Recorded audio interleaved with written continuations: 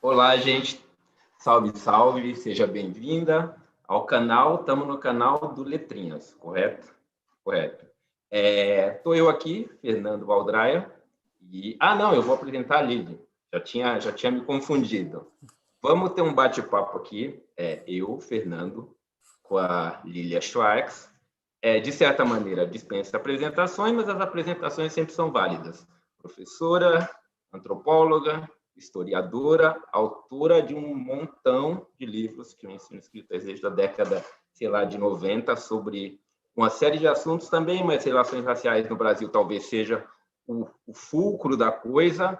Entre essas obras, temos a biografia do Lima Barreto, Triste Milionário, o penúltimo livro, na verdade, né, sobre o autoritarismo no Brasil. O último foi sobre a gripe espanhola, na verdade. E talvez uma nota pessoal que eu fiquei pensando assim, fiquei pensando, como é que apresenta a pessoa, assim, além de apresentar o básico, né? Professora em Princeton, professora na USP, antropóloga, historiadora. Fiquei pensando que tem uma coisa de ser uma pessoa, até anotei, tomei uma nota, fiel à profissão de fé de antropóloga, pratica com prazer e paciência o exercício da escuta. E não só a escuta, mas elabora e incorpora o que ouve ao seu repertório, ao seu modo de estar no mundo, e assim transforma aquele exercício em uma prática. Eu acho que isso é um jeito bacana de apresentar. Agora é minha vez, né? Vai lá. Eu queria dar boa noite, já estamos de noite, né? Vamos encerrar, né, esse evento tão bonito que tomou desde ontem, vai aparecendo aqui. Eu queria dizer que é um prazer, queria dar boa noite a todos, a todas e a todos. Queria dizer que 2 livros, para quem ficar aqui, 2 livros nessa nossa sessão, né, vão ter 2 livros vão ser sorteados. E agora eu vou apresentar o Fernando Valdraia. Ele é doutor em História pela Universidade Livre de Berlim, tem pós-doutorado pela mesma universidade, e também pela mesma universidade e também pelo SEBRAP, não é, Fernando? Fernando esses são os 2 livros que vão ser sorteados, né? Vocês fiquem de olho. 4. O Fernando ele é um grande capoeirista. Fernando, ele é muito bom de debate, vocês vão ver, ele é muito bom de conversa, é muito bom de crítica. Nós temos aí uma relação que nós fomos inventando e fomos aprimorando, e eu fiquei muito emocionada que ele falou da escuta, porque eu gosto muito de escutar o Fernando, como vocês vão ver. E as dicas que ele tem para me dar, às vezes são pitos, às vezes são conselhos, às vezes são até elogios, como agora. Fiquei feliz, Fernando. Mas, como a gente vai ter uma conversa aqui sobre a questão dos desafios, né, desse mundo editorial, e eu queria começar agradecendo a todas as editoras, né? Foi muito bonito esse movimento, né? O fato de tantas editoras entrarem num projeto comum mostra como a grande questão do nosso momento. Eu acho que 2020 foi marcado por 2 grandes fenômenos no Brasil e no mundo também, e eu diria que os 2 grandes fenômenos são a pandemia e, por outro lado, todo o movimento antirracista, né? O Brasil é o segundo maior país de população de origem africana, só perdemos da Nigéria.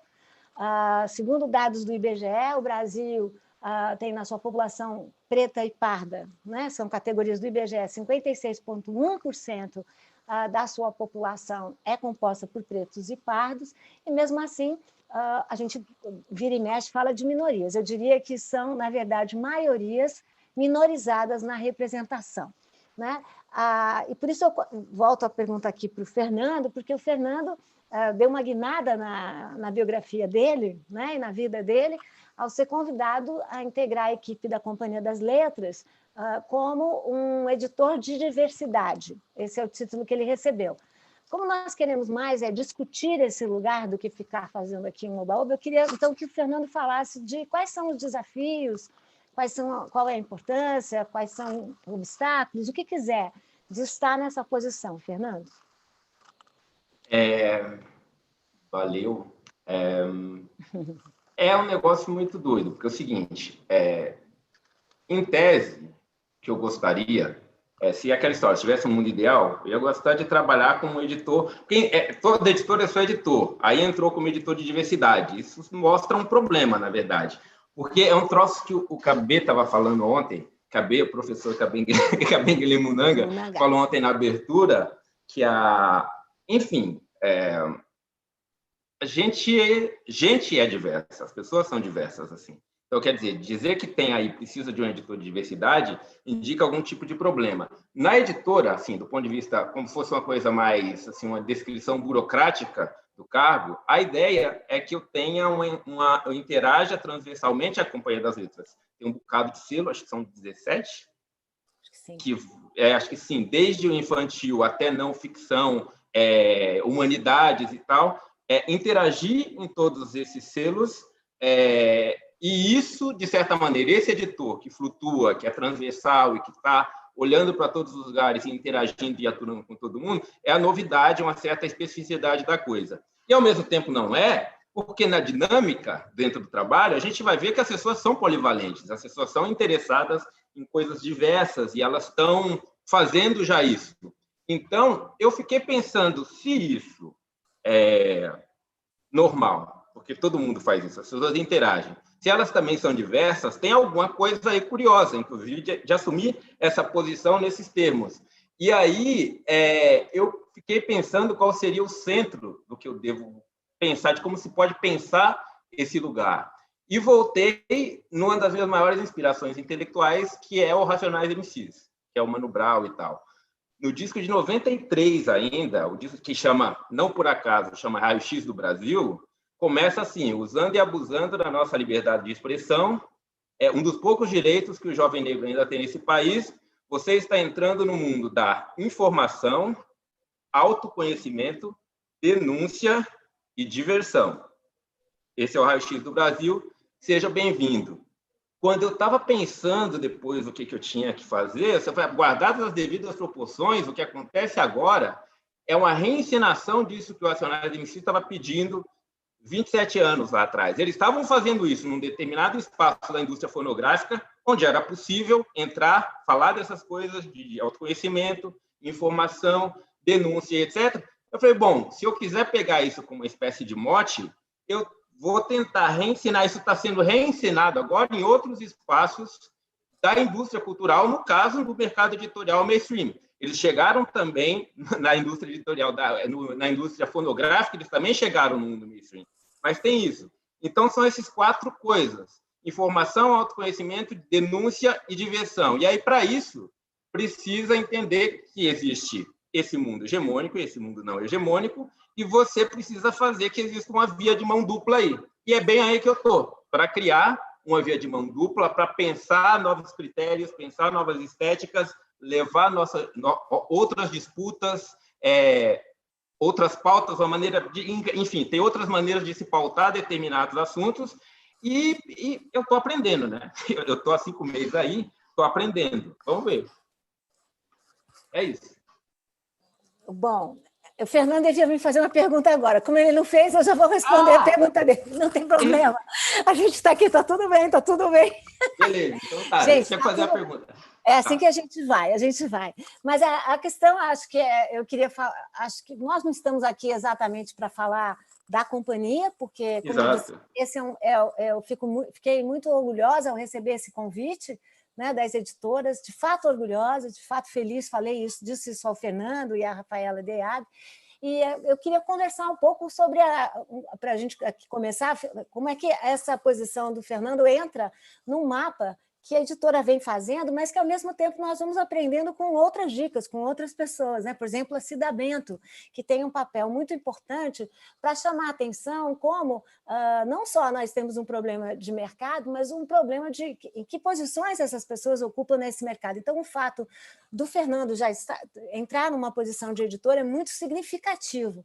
Eu acho que, contando um pouquinho sobre como fazer, né? E como o mercado corporativo, ele, de alguma forma, espelha, reproduz e produz, né, processos de humilhação e processos de subordinação, né? Eu penso que a gente criou uma agenda na Companhia das Letras que eu gostaria de compartilhar com vocês, que agenda significa, em primeiro lugar, nós fizemos, né, reunimos e organizamos dados a partir de um censo que foi um censo de autores e um censo de funcionários.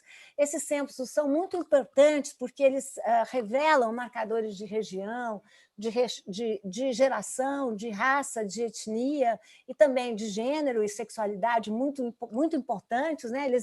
Quando o Fernando fala de que ele é um editor de diversidade, a ideia também é trabalhar com um conceito importante de interseccionalidade, né? Ou seja, pessoas que interseccionem esses marcos tão relevantes.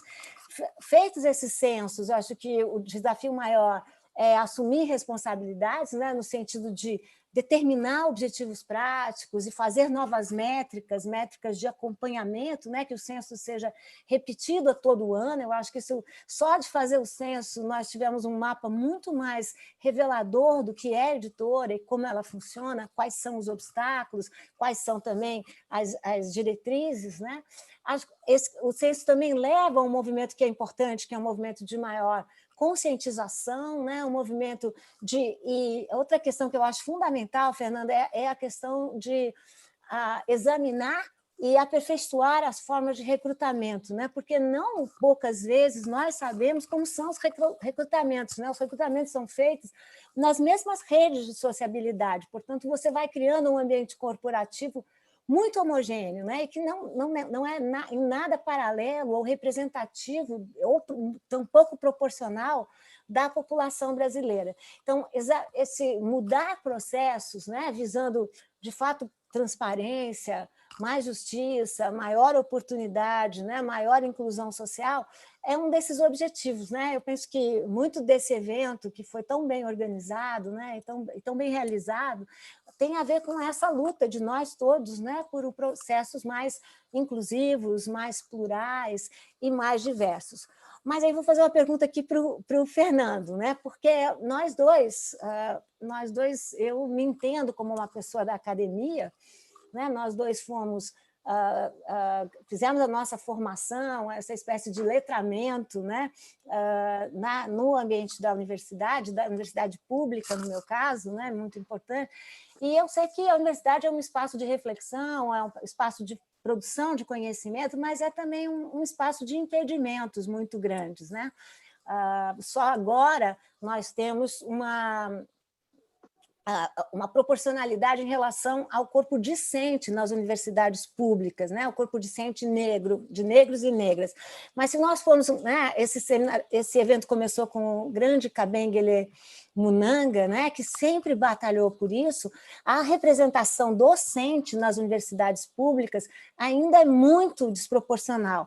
Isso sem esquecer da política de currículo, né? Eu dou há anos um curso chamado História do Pensamento Social Brasileiro, e para mim foi muito importante a entrada do ativismo no sentido de pressionar os limites dos nossos cursos. Para vocês terem uma ideia, eu dava cursos há questão de 4 anos atrás que não existiam negros, né? Enfim, Guerreiro Ramos só entrou muito depois, Lima Barreto já estava, mas não entrava Dias Nascimento, acabei de ver Elisa agora aqui, né?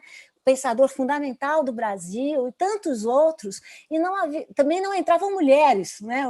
O que é muito significativo de como nós temos um conhecimento e a formação de um conhecimento muito colonial, muito europeu e profundamente branco, né? Fernando, queria que você contasse um pouco dessa sua experiência, dessa sua viagem, né? Ou seja, da experiência no exterior, se quiser depois eu falo também, e no Brasil. Contigo, Fernando. Tá,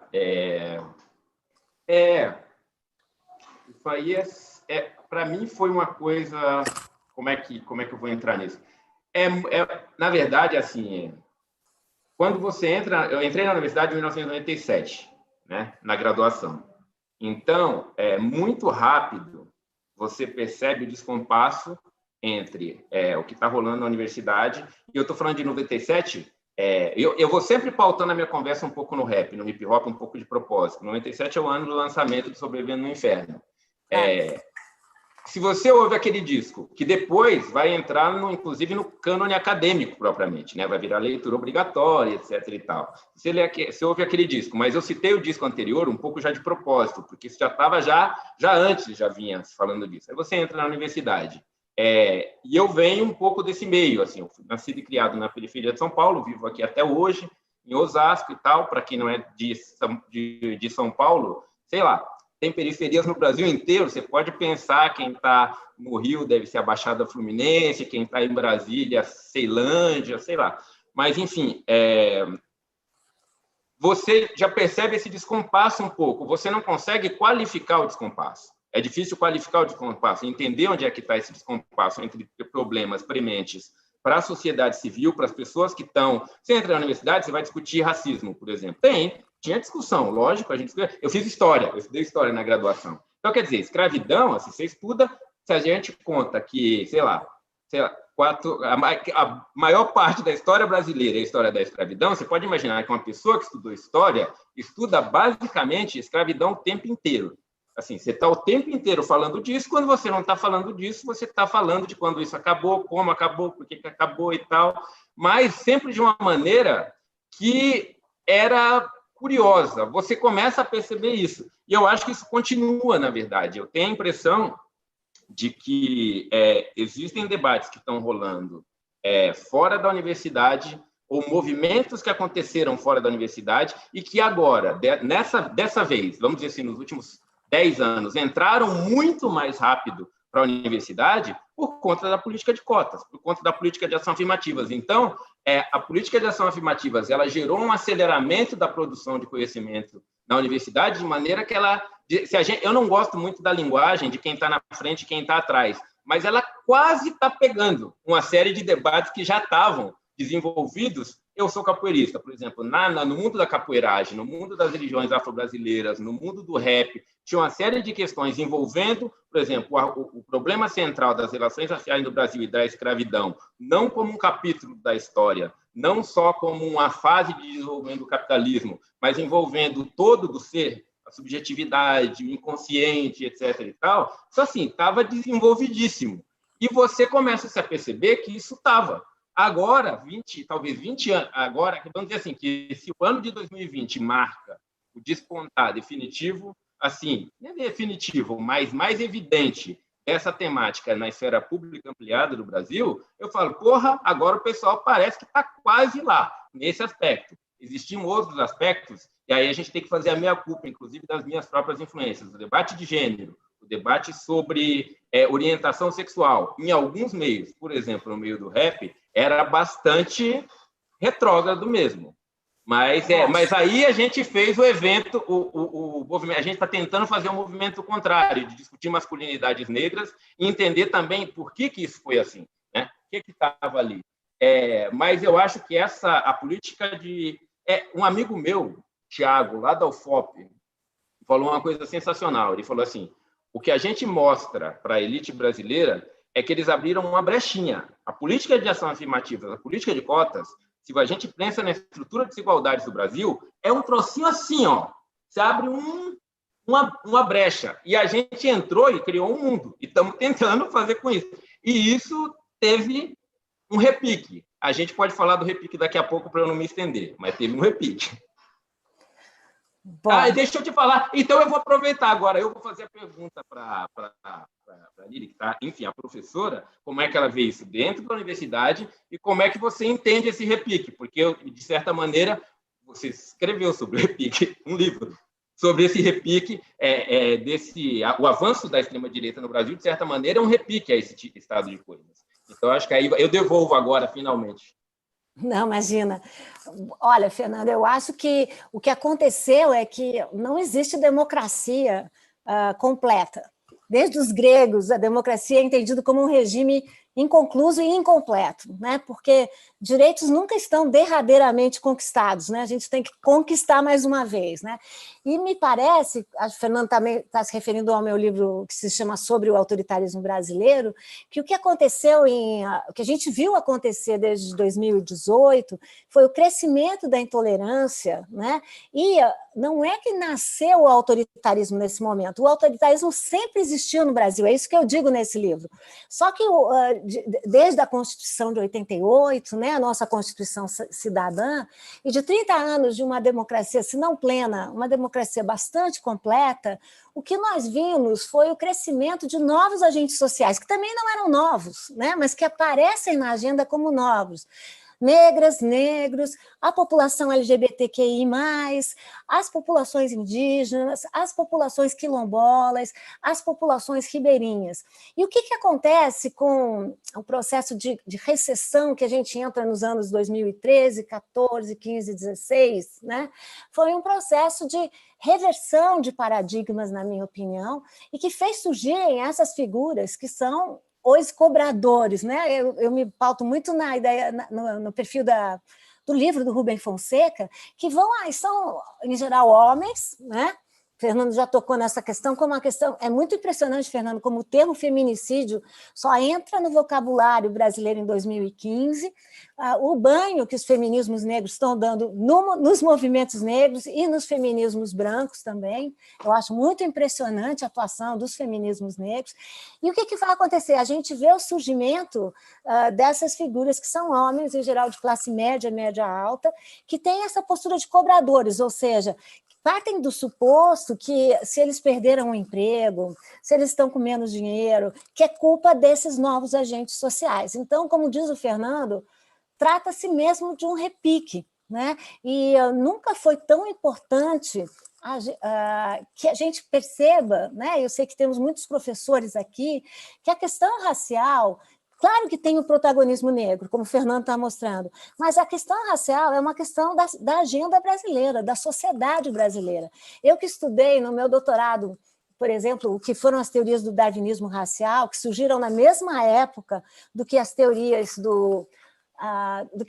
né, no mesmo contexto da abolição da escravidão, a abolição essa conservadora, curta, que libertou só 10%, né, porque a maioria já era liberta, essas teorias do darwinismo racial repunham a questão da diferença agora em bases biológicas, dizendo que os negros seriam inferiores em relação aos brancos e piores ainda as populações mestiças. A mesma coisa acontece com as teorias do branqueamento, que são teorias oficiais, no começo do século XX. São teorias produzidas pela população branca. Isso sem a gente esquecer da mitologia da democracia racial nos anos 1930. Nós estávamos a um passo do apartheid social, teorias do apartheid social acreditem, gente, aqui eu não tenho tempo, eram populares no Brasil, e aí viramos esse modelo de democracia racial, que é um modelo pautado numa denegação da realidade, né? Numa negação da realidade que faz muito mal, né? Porque, enfim, ela tenta transformar, tenta de alguma maneira negar a existência do preconceito, né? E cria esse preconceito retroativo, né? Como dizia Florestan Fernandes, o preconceito de ter preconceito, ou como dizia Lélia Gonzalez, o duplo nó, né? Ou seja, ela chama a Lélia Gonzalez, uma pensadora negra, ativista, psicanalista, ela diz que a sociedade brasileira carrega uma neurose, né? Porque, ou seja, ao mesmo tempo que afirma, ela nega. Então, nós estamos vivendo, nesse momento em que nós conversamos aqui, em dezembro de 2020, um momento de grandes conquistas, né? E de grandes recuos também. Basta a gente ver, Fernando, a pauta do atual governo, cuja imagem do Pátria Amada Brasil apresenta 5 crianças brancas e loiras, né? Nós tenho certeza que estamos conversando aqui com muitos professores, a gente precisa, a sociedade brasileira precisa, e as escolas brasileiras precisam de mais letramento racial. Nós precisamos de mais livros, né, que tragam o conhecimento de histórias mais no plural, não é, Fernando? E também enfim, uma espécie de, como diz o Kabengele, que estava aqui, né? O racismo no Brasil é o crime perfeito. Né? Por que diz o Kabengele? Porque as pessoas morrem 2 vezes, morrem fisicamente e morrem na memória. Né? Nós temos que agora fazer políticas de direito à memória, né? Que é uma política muito importante. Fernando. Eu acho que é mais ou menos. Eu acho que é verdade. Mas tem 2 coisas aí que eu queria relativizar. A primeira é de que a gente morre na memória. A gente morre na memória hegemônica. Mas, Então, por mas, exemplo, Fernando, a gente... só para deixar claro, eu estou Deixa eu só falando da terminar. memória nas escolas, Claro. né? É Sim, dessa que eu estou exato. falando, Exato. Então, só para mas quando a ficar gente claro. diz... Então, e agora eu vou puxar para onde a gente não morre. A gente morre na memória, mas a gente morre na memória hegemônica, na memória que vai Exatamente. fazer o PNLD, na memória que vai estruturar o currículo acadêmico. Hoje, a Madu falou uma coisa muito interessante na primeira mesa, que ela falou da grade curricular e fez uma gradezinha assim com a mão na hora. Sensacional. A gente morre aí. Mas, obviamente, isso é uma coisa que também está conectada com o que está acontecendo aqui agora. Essa coalizão que a gente está fazendo de editoras. E a gente tem outras coalizões se formando em outros âmbitos. Coalizão Negra. Ela é exatamente uma maneira de... na verdade, é quase que assim, essas outras editoras negras que estão no... E que, assim, você tem um mundo editorial negro, desde o ativismo, do associativismo negro, do pós-abolição até hoje, que mantém essas memórias vivas, as memórias subalternizadas vivas, elas estão aí e elas ficam em um determinado lugar da sociedade, vivas. Elas não estão, elas estão mortas para uma determinada parte da sociedade. Agora, essa parte da sociedade, de certa maneira, está se dando conta de que existiam memórias vivas e está, de certa maneira, não sei como é que a gente pode... Não é nem questão de reformular. Eu acho bacana a ideia da dupla, dessa, digamos assim, tem o livro lá do Escravidão ou Morte Social, do Patterson, Orlando Patterson. Uhum. Eu acho bacana, mas, ao mesmo tempo, no mesmo movimento, eu não quero negar que isso aconteça. Seria também um pouco de idiotice da minha parte. Eu estava também dizendo antes que existe esse movimento que a gente entra na universidade para falar, opa, gente, desculpa, parou, não sei, acho que tem alguma coisa errada aí, vamos trocar uma ideia. A gente só consegue fazer isso porque a gente vem com um mundo de coisas super vivas para esses lugares. Primeiro ponto. Segundo ponto, eu acho importantíssimo a gente... assim, do meu ponto, de onde eu gosto de articular a minha fala, sair do Brasil. Sim, eu acho que focar as nossas análises no espaço da nação, se a gente se deixa limitar, inclusive pelas retóricas de como se estrutura o racismo brasileiro, a gente desentende muita coisa. Tem muita coisa em comum que estrutura o racismo brasileiro, que ele compartilha com o racismo dos Estados Unidos, da África do Sul, do Caribe e da Europa. Não é à toa que um autor como James Baldwin, por exemplo, está começando a ganhar uma super entrada mesmo, as pessoas lerem, e ele não está falando num contexto nem brasileiro nem latino-americano, ele está falando, um negro americano vivendo na Europa, escrevendo. Você lê e fala, porra, isso aqui tem a ver comigo.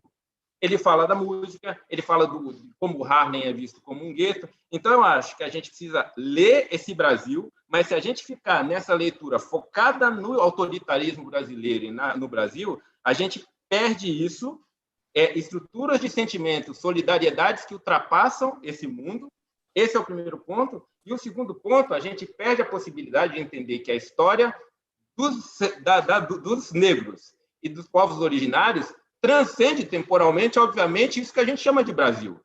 É muito anterior ao Brasil. Para a gente retomar as civilizações africanas, os povos indígenas, num sentido que não são os povos indígenas brasileiros. Você tem um autor que escreveu um livro que chama Colombo e Outros Canibais. É um autor de população originária, eu esqueci o nome do povo dele, mas ele se chama Jack Forbes, dos Estados Unidos. Você lê ele, você lê o Krenak e você lê o Inuka do Equador, você fala, gente, vocês não combinaram? Claro que não combinaram, os processos são muito semelhantes. Então, eu acho que uma coisa fundamental para a gente também interpretar bem o que está rolando e entender, inclusive, esse tipo de coalizão que a gente está fazendo, para a gente não ficar enredado nos vícios que a própria, digamos assim, sociabilidade brasileira tem.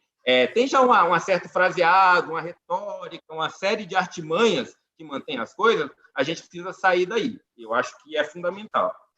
Fernando, vou concordar discordando também, porque eu acho que a gente tem que ser glocal, né? Global e local, porque, claro. Por exemplo, eu tomei parte da curadoria das histórias afroatlânticas, né? O suposto era justamente esse, que você tem um eixo afroatlântico, né? Estou me referindo às histórias afroatlânticas no MASP, que você tem um eixo afroatlântico aonde viajaram filosofias, cosmologias, religiões, técnicas, padronagens, formas de sentir, rituais, ou seja, é claro que você tem toda a razão que há uma discussão que ela ultrapassa as fronteiras, né? Há todo um movimento, eu li agora, eu gostei muito do livro do Muriatã Barbosa, né, em que a perspectiva que ele traz é justamente essa, mas ele traz a perspectiva, que eu acho que todos devem ler esse livro, que incorpora o debate na África e o debate sobre a questão negra no exílio, né? Ou seja, e como esse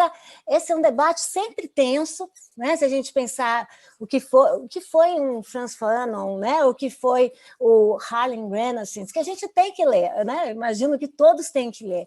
Mas eu acho, Fernando, que o Brasil também tem especificidades importantes para a gente lidar, né? Por exemplo, o Brasil tem essa questão de que, até um tempo, as pessoas primeiro só falavam de escravidão como se aqui pudesse essa tentativa brasileira de sempre baixar a régua, né? Houve uma época que se falava de boa escravidão. Isso passou para os livros didáticos. Como que a gente pode pensar que um sistema que supõe a posse de uma pessoa por outra pode ser bom? Né? Pode não ser perverso. Outro exemplo para a gente pensar. Não há uma maneira de chegar aos direitos, não é, Fernando? Às vezes, ou seja, direitos a gente vai conquistando. Aqui, a linguagem dos direitos civis entrou muito tarde, só nos anos 70, diferente do contexto norte-americano, onde a linguagem dos direitos civis entrou já no início do século XX. Então, tem questões locais importantes para a gente pensar. Outra questão importante, não se passa pelo fato de sermos o país que recebeu quase a metade dos africanos e africanas que foram retirados, né, arrancados do seu país. Também não se passa facilmente pelo fato de sermos o último país a abolir a escravidão, depois dos Estados Unidos, Porto Rico e Cuba. Essas são, na minha opinião, marcas fortes e presentes, e eu estou preocupada com isso, né, dessa nossa conversa, na estrutura das escolas, nos nossos livros didáticos. E se é verdade que agora nós temos no Brasil, né, o Fernando é historiador como eu, né, temos uma historiografia da escravidão muito comprometida, muito importante, muito reconhecida internacionalmente, eu fico me perguntando, e acho que a gente precisa fazer isso, não é? Como é que a gente faz essa ponte entre essa produção que você se refere, que é tão importante, que as editoras ainda bem estão publicando agora, né? Enfim, o livro do Frantz Fanon acaba de sair pela Ubu, né? Que beleza que está saindo, Dubois, enfim, né? Vamos aqui aos poucos editando, mas acho que a gente tem também, Fernando, e você sabe isso mais do que eu, uma carência de publicar os nossos autores nacionais. Lélia Gonzalez teve uma publicação agora, ela está falando de pensamento colonial nos anos 60, 70.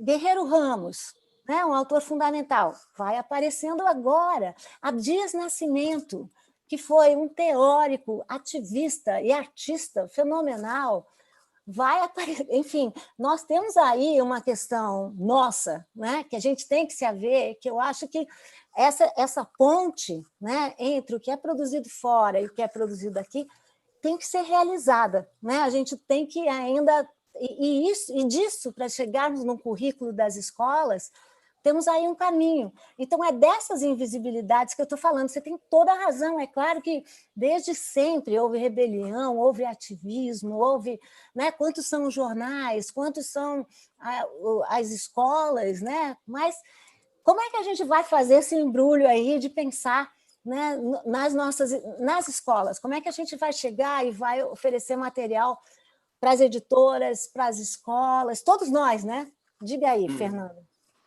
É complicado. Não, você tem toda a razão nesse aspecto de que esse jogo tem que ser efetivamente duplo. Eu joguei essa para você, obviamente, para a gente deslocar um pouco o escopo, que a gente está muito mal acostumado a pensar o Brasil, não é nem mal acostumado, a pensar o Brasil dentro dos marcos do ensaísmo mainstream do Brasil.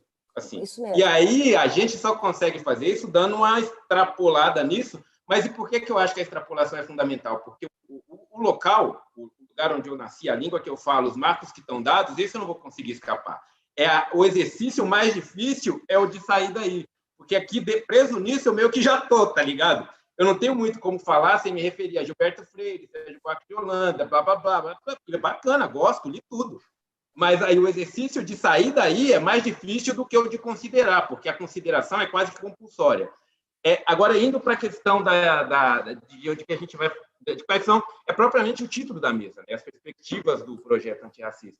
Eu fiquei pensando nisso, quebrando a cabeça, obviamente, porque que pergunta, mano. Em boa medida, os desafios que a gente vai enfrentar nesse projeto, que a gente já está enfrentando, inclusive na constituição desse evento também, em costurar as coisas, trazer todas as editoras, as pessoas para esse debate, ele já em alguma medida, os desafios e as armadilhas do antirracismo no Brasil de uma maneira mais ampla. A gente está trabalhando aqui, aquela história, né, no microcosmo, onde as tensões mais gerais elas estão todas presentes aqui, e uma das coisas que... Eu selecionei duas coisas só para mencionar, que eu acho que, enfim, pode ficar para a gente pensar. Uma foi a Flávia Lima, a ombudsman da Folha, escreveu, acho que na coluna de 2 semanas atrás, de como está havendo uma desidratação, é o termo que ela usa, de termos como antirracismo, racismo estrutural, descolonizar e etc. e tal. E a gente fica com aquela pergunta de como discernir quem está fazendo isso efetivamente, quem sabe como fazer isso. É como se fosse a velha pergunta da filosofia de como sair da relação entre aparência e essência, de quem só instrumentaliza a gente viu na eleição agora, assim, de como esse discurso pode ser facilmente instrumentalizado para todo tipo de finalidade política, à direita, à esquerda, ao centro, escusa, bem intencionada, e no mundo digital é muito mais fácil. Eu gravo aqui, eu leio aqui, eu estou com a minha colinha aqui do lado, eu leio aqui uma coisa que alguém escreveu, né? Não, vai ter uma maioria importante, as mulheres negras, então acabou, tá ligado? Quem está vendo do outro lado não tem nem como saber. Claro, a gente vai ter a prova do tempo, e essa é importante. Lá adiante, a gente vai saber quem é que estava falando só e quem vai efetivamente fazer. O problema é que a prova do tempo não me ajuda agora, eu não posso esperar para ver, né? A atuação é agora.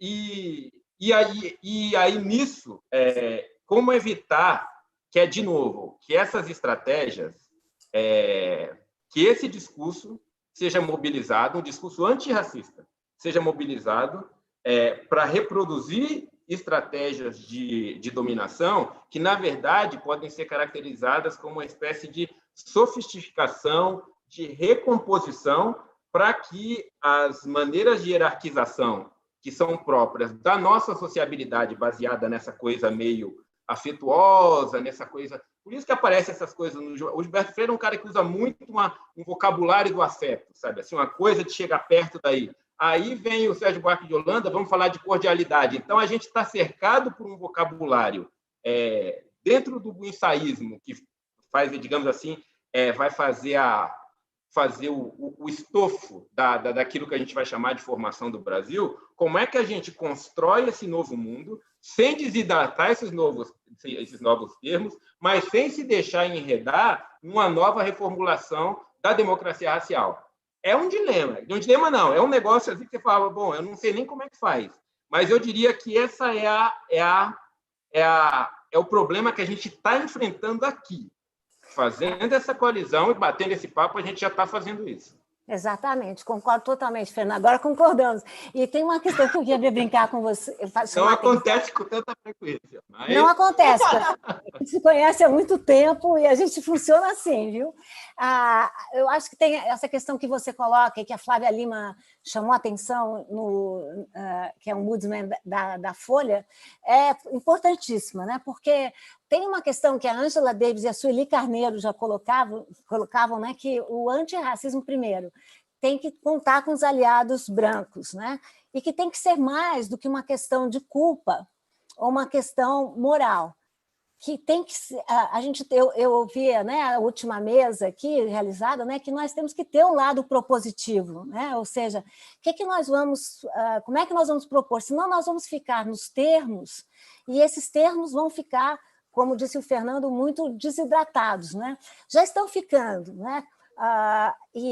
Assim como o antirracismo, a ideia do racismo estrutural, o racismo institucional, o racismo sistêmico, né? E eu me pergunto muito, né, de como que nós vamos, enfim, realizar essa passagem, como é que os professores que têm esse grande desafio, né, vão realizar essa questão nas suas escolas. Essa é uma questão fundamental se a gente pensa na base comum curricular, né, que eu acho que a Base Nacional Comum Curricular falou alguns termos importantes, né? Falou da questão da experiência, falou da questão do protagonismo dos alunos, né, das várias, né, desse país de proporções continentais, falou da questão da formação do aluno crítico e do aluno cidadão, e falou pela primeira vez a questão da diversidade, né, ou seja, mencionou afros, indígenas, ribeirinhos, diferenças regionais. Essas são questões importantes. Porém, não falou, já que nós estamos falando também de interseccionalidades, né, não falou da questão de gênero e sexo, né, silenciou com essa questão, que é uma questão moral, né, esse é um governo que tem esse lado muito moral muito forte, né. A minha pergunta é um pouco assim, você já trouxe isso, né, mas de que momento nós falamos, né, na escola, uma escola que está propondo a transversalidade, né, está pedindo, enfim, para que mas sem um projeto de formação. O que eu acho bonito nessa iniciativa, né, nessa coalizão de editoras, né, temos a Coalizão Negra por Direitos, que é uma coalizão tão importante, né, então me parece que estamos num momento que, para enfrentar aquilo que o Fernando chamou de repique, muito bem chamado no começo da fala dele, né, para enfrentar o repique, né, que vem aí, gente, né? Está vindo, né? Não é, a gente não está falando aqui de autoritarismo porque fica bem, não, ao contrário, as pesquisas mostram o crescimento da intolerância, Fernando, em 2018, 2019 e 2020, é monumental. A primeira intolerância é racial, a segunda intolerância é religiosa, dirigida a quem? Às religiões de matriz africana, né? Afro-brasileiras. A terceira intolerância é uma intolerância de gênero. Então, como é que nós vamos, né, sair desse encontro? Né? Eu gosto muito de sair começando, né? Sair começando esse encontro e enfrentando esses desafios que, de novo, a questão não é moral. Né? Se o racismo é, ao mesmo tempo, vê se você concorda comigo ou não, uma linguagem e uma prática. E se ela é uma prática, e se ele é estrutural, é porque ele toma a todos nós. Né? A branquitude, né? Quando Vieira fala do pássaro e a sombra, né? É impressionante como a branquitude é o local de privilégio, contamina ainda muitas das nossas escolas, né? Por mais que a Base Nacional Comum Curricular tenha falado muito desse desafio, né? Desse momento, como é que a gente vai produzir conteúdos com diversidade e, ao mesmo tempo, porque é o que a BNCC pede, um leitor crítico e com atuação cidadã. Eu acho que esse é o desafio, né, de final e de começo. Né? Como é que a gente vai produzir não só uma sociedade, mas escolas mais equitativas, mais justas e, sobretudo, menos desiguais. Né? Lília, curioso que essa pergunta é tão difícil, aí ouvindo você falar, e agora ao final do evento, é uma pergunta fácil de responder, por incrível que pareça. Porque se a gente... Aí eu tenho que realmente sugerir às pessoas que assistam às mesas que passaram. Por exemplo, Renato Nogueira falando que a gente precisa de um solo epistemológico distinto para pensar... Na verdade, como é que a gente pensa o mundo, como diz a Denise Ferreira da Silva, outramente? A gente vai fazer isso, por exemplo, pensando o que o Renato Nogueira estava sugerindo. Quando a gente vai pensar o que orienta, do ponto de vista da visão de mundo, as religiões afro-brasileiras, entre aspas, sincréticas, essa capacidade de transformar o diverso, ou melhor, de incorporar todo o diverso, sem que ele não implique em exclusões, né? Como é que a gente faz isso? Como é que a gente leva isso para dentro da escola? Também está ali a Madu e teve Cristina, não foi? Cristina Teodoro, Cristina. Na primeira mesa. Nossa, sensacional! Então, quer dizer, eu acho que em cada uma das mesas que compuseram esse encontro, a gente tem, assim, reflexões, dicas mesmo, coisas, às vezes, muito práticas, ou reflexões importantíssimas de como é que a gente pensa a reprodução do racismo, começando, por exemplo, na idade pré-escolar. Foi a Cristina que estava falando, tanto a Cristina quanto a Madu, falando de como é que nas creches, as crianças negras, por exemplo, são as últimas, por exemplo, a tomar a relação do banho. Como é que elas são as últimas a tomar banho e as crianças brancas sempre a primeira? E como é que tipo de pessoa, que tipo de subjetividade esse tipo de prática cria? E a relação com a água, com o banho, com pureza, tem todo um vocabulário a questão aí da água, racista envolvido nessas práticas. Então, a gente teve ao longo desse evento, quem quiser, olhando o título, eu garanto, assim, o do Jefferson Tenório falando da subjetividade, de como é que cada pessoa, inclui, obviamente, as pessoas negras, é uma pessoa singular e genuína, tanto ele quanto a Eliana Cruz, falando dessa coisa. Então, acho que aqui nesse evento a gente tem uma série de respostas, digamos assim, pensadas por pessoas que estão ali, né? Pessoas que estão dentro da escola, que estão no chão da escola, que estão fazendo isso. E eu fiquei assim, falei, poxa, realmente, não estamos definitivamente num cenário de, como se diz, de terra arrasada, que a gente não sabe as respostas, como é que a gente vai fazer. A gente tem, a galera sabe. Mas eu vou te fazer uma pergunta, vou aqui entrar com uma pergunta muito importante que chegou para nós, do Andrei Grijó, né, que diz o seguinte: o movimento contemporâneo de homogeneização dos currículos e da produção de material didático, propostas como Google Education e nas transnacionais de educação, não favorecem o debate. Quais são os desafios da educação antirracista com o crescimento de empresas como Conha e Croton? Eu acho que temos, de novo eu vou dizer que é o pássaro e a sombra, né, Fernando? Eu acho que talvez a gente tenha aí, né, esse evento todo veio para nós com muitas propostas, né?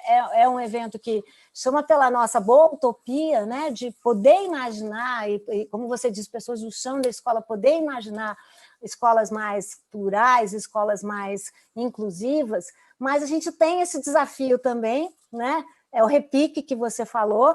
Agora o André Guijó nos provoca aqui eu acho que são grandes os desafios quando a gente pensa nesses macroprojetos, né, projetos transnacionais, e que não estão focados nem exatamente na questão brasileira, né, e tampouco na questão afroatlântica, né, e como é que a gente vai lidar? Eu acho que nós não vamos ter a resposta aqui, não é, Fernando? Não será conosco essa resposta, mas eu achei bem bonita essa contraposição do André Grijó, para a gente não achar que o terreno é fácil. E dentro do projeto das possibilidades, né, já estamos quase acabando aqui, eu queria chamar a atenção também... Quanto tempo a gente tem ainda, Lili? 5 minutos? 3, 5. 10? Eu vou falar e deixar para você, uns 5 minutos. Uma outra questão que é importante dos nossos silêncios, não é, Fernando? Impressionante como o Brasil é situado, até que alguém me convença, no meio das Américas, da América do Sul, melhor do que a América Latina, né? Porque não somos latinos exatamente, e esse é um termo inventado, né, tardiamente, no século XIX, mas como nós não nos pensamos em relação ao Caribe, né? Então, veja como são problemas díspares. De um lado, o Google Education, né? Ou seja, que vai produzindo esse mundo muito homogêneo, impressionante, né? E um mundo que chama de natural, um mundo profundamente branco, né? Tenta naturalizar a branquitude, e esses silêncios nossos, né? Quer dizer, se a gente não conhece nem o Caribe, né? Quando é que a gente vai entrar nesse projeto, né? Então, eu não posso dizer nada sobre esse projeto por absoluta falta de informação, mas eu queria dizer duas coisas com relação ao mundo digital, educação, diversidade e homogeneidade do mundo. Eu acho que aí a gente tem duas coisas. A internet oferece, ou essa virtualização do mundo oferece, ou talvez potencialize homogeneizações, mas, obviamente, ela abre possibilidades de encontros que seriam absolutamente impossíveis sem essas coisas. Então, quer dizer, a gente pode pensar, eu hoje, se eu consigo conversar com um colega da África do Sul, apesar da distância, se eu consigo conversar com gente do Caribe, etc. e tal, tem um mundo, digamos assim, a gente tem uma ferramenta que a gente não sabe exatamente como ela funciona por trás, as coisas dos algoritmos, tem uma série de pessoas estudando isso, mas de talvez, é ruim a expressão, mas desdemonizar um pouco a ideia de que isso só provoca homogeneização, isso abre potencialidades, e onde a gente viu isso com mais intensidade é na dinamização da esfera pública, que a possibilidade de você poder disseminar informação de outras maneiras possibilitou. Isso teve um efeito de depois, o segundo momento foi das fake news, Mas teve um momento em que o debate, a esfera pública, por exemplo, de discussão no Brasil, até o advento de uma coisa como a internet, era focada em 4, 5, 6 famílias, não só canais, mas famílias que vão estar pautando o que é informação, o que não é, como é que se está. A esfera pública ela era muito elitista, no final das contas.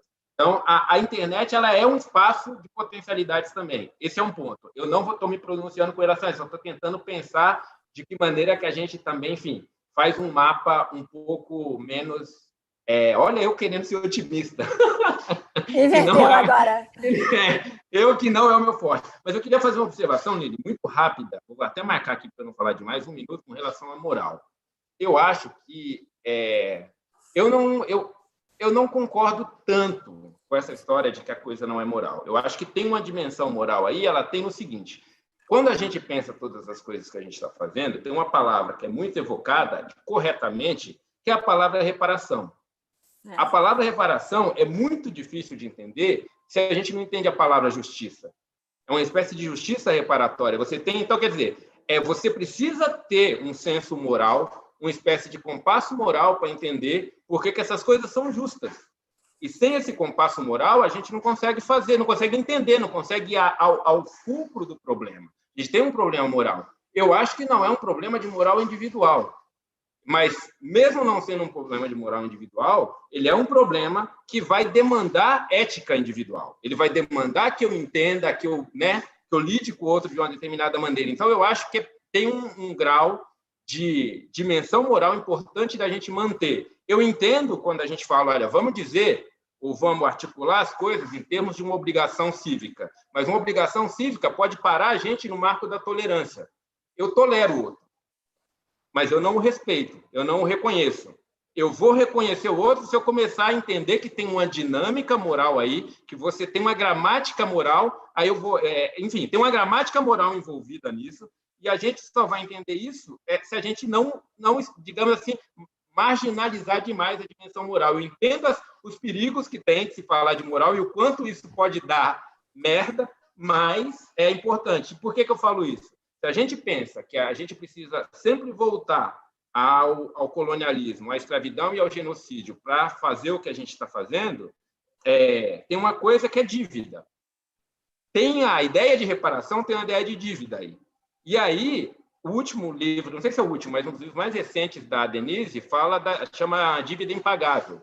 A gente tem que se perguntar, quando a gente para pensar esse mundo, na amplitude que ele tem, se existe uma dívida para se pagar, se essa dívida é pagável. Eu acho essa uma pergunta legítima, e essa é uma pergunta que demanda uma reflexão moral. Eu sei que essa dívida não é pagável para a gente, para a nossa geração, ou seja, para a gente ela é efetivamente uma dívida impagável. Então, mas a gente constrói um mundo para o futuro, a gente semeia para o futuro. E eu espero que para o futuro ela seja. Fernando, quem sou eu para ter que defender a Angela Davis? Mas acho que ela está se referindo, só para ser bem claro no que ela está dizendo, que não é que não exista uma questão moral, mas que só a questão moral não levará a práticas propositivas. Eu acho que a gente era um pouco por aí, só para não fazer mau uso das ideias dela. Exato. O que eu ia dizer aqui que é importante, muito importante isso que você chamou a atenção, mas já aqui na nossa operação de pouso, é que nós estamos vivendo aqui uma pandemia. A pandemia, como diz Fernando, fez com que nós aproveitássemos esse recurso, os recursos das redes virtuais, então não é preciso só demonizar, mas nós sabemos que uma pandemia não traz nada. Ela só destaca algumas características nossas, como a desigualdade. Num seminário como esse, todo digital, me preocupa muito a desigualdade social, que também aparece nesses locais. Nós vivemos num Brasil de que cada 4 brasileiros, um não tem acesso à internet. E nós todos aqui, comprometidos com a educação, sabemos como vamos sair da pandemia mais pobres e mais desiguais. O Brasil não é um país pobre, é um país de pobres. E as nossas, e sobretudo na área da educação, me preocupa muito as desigualdades que estão colocadas aí, ou seja, se todas as crianças estão sofrendo, porque sabemos que a educação se faz também por sociabilidade, por troca, as crianças pobres e negras também, porque não é uma questão biológica, mas é uma questão histórica e social, são aquelas que estão mais, enfim, praticamente perderam esse ano. Não todas, mas muitas, né? Então, acho que a gente aqui terminando, também vale a pena a gente falar do momento em que nós vivemos, né? A crise é única na história do Brasil, é uma crise moral, é uma crise, como dizia o Fernando, mas é uma crise política, é uma crise social, é uma crise do meio ambiente e é uma crise da educação, né? E da saúde, claro, né? Mas acho que todos nós aqui somos muito comprometidos, né? Com a questão da educação e teremos que 2020 será um ano terrível, né? Para a educação. E se a educação é o caminho para um dos caminhos para a desigualdade, é dela que a gente vai falar. Terminando, temos aqui os sorteados. Fernando, vai lá. Vou anunciar sorteadas. São duas sorteadas. Marília Teles Cavalcante e Josileide Marla Medeiros. Parabéns, hein, pessoal? Boa, gente. Boa, gente. É isso, né, Fernando? Eu acho que deu certo, né? Meu Deus. Deu super. Tomara que vocês tenham gostado. É dessa maneira que eu e Fernando pensamos, né? E eu acho que a reflexão se faz assim, no diálogo, né, Fernando? Quer encerrar? Encerra você. Encerrar? Gente, valeu. Salve para todo mundo. Tudo de bom. Felicidades. Segue a vida. Bora. Gente, bora. Muito obrigada a todos vocês. Bom sábado à noite, né? Porque já estamos aqui no sábado andado. E acho que a Rafaela quer dar um aviso final, né? Embalos de sábado à noite. Queria agradecer a participação de vocês, agradecer a Mariane e ao Alex e a Júlia, que passaram durante todo esse evento fazendo as transmissões e no suporte. Se vocês puderem abrir a câmera aí, para a gente poder agradecê-los. Sem vocês, esse evento não teria acontecido. Então, dependesse do Fernando e de mim, não acontecia, porque a gente entrou na sessão errada, né, Fernando? Gostaria de agradecer nomeadamente aqui a Adriana da Masa e a própria Masa, agradecer a Cristina, da Editora Palas, agradecer ao Márcio e a Esmeralda, da Quilomboge, agradecer à Editora Perspectiva, a Maria e ao Sérgio, agradecer a Rejane, a Aline e Thelma, do Grupo Autêntica, a Iris, da Nandiala, ao Francisco e ao Wagner, da Editora Malê, a Luciana, da Aziza, a Maitê, da Oralituras, e a Darla, da Boitempo, que durante os últimos 3 meses, né, a gente se reunia sagradamente a cada 15 dias, organizando esse evento. Espero que todos tenham podido aproveitar e que tenham tido sugestões de como a gente pode dar o próximo passo, né, para que as temáticas antirracistas não sejam só temáticas, mas que efetivamente se tornem práticas dentro das escolas de todo o Brasil, principalmente as públicas e as privadas, né? Rafa, você queria também avisar como que o pessoal pega o material. Exatamente, o material ele está disponível, eu vou compartilhar minha tela aqui. Deixa eu só arrumar aqui.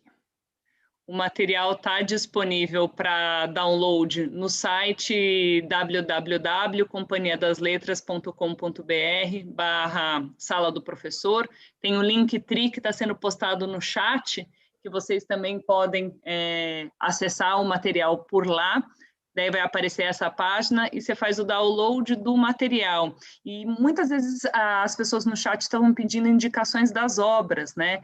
Dentro do material, as obras estão indicadas. Eu estou compartilhando a tela de novo? Não. Então, dentro do próprio material, essas obras estão indicadas. Então, não está dando certo o meu compartilhamento, ou vai dar? Mas já deu certo. Pronto, agora foi.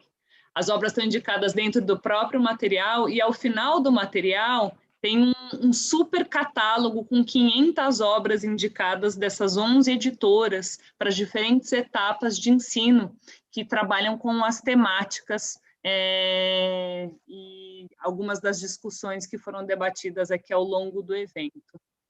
É só isso, agradecer. Então, agora eu queria também agradecer a Rafaela Deab, que está levando esse piano todo. Olha as olheiras dela, está exausta. Né? Muito obrigada, Rafa. Muito obrigada. Rafa, a gente Obrigada. falou da Débora também já, né, em algum momento. Sim, a Débora que foi e a Patrícia. Sim, a Débora. E a Patrícia, a Débora é a Patrícia. Uhum. E começaram toda a ideia deste projeto que foi se tornando grande, porque é um tema que é maior do que qualquer departamento, qualquer editora, é um tema que importa a toda a sociedade, né? Então, é isso, agradecer e dizer que esse é um projeto que continua, né? Ao longo do próximo semestre teremos mais eventos. Beijo, gente. Obrigada. Gente, beijo. Tchau, tchau. Obrigada, gente. Tchau. Valeu. Até mais. Até. A gente fica? Ficamos, né?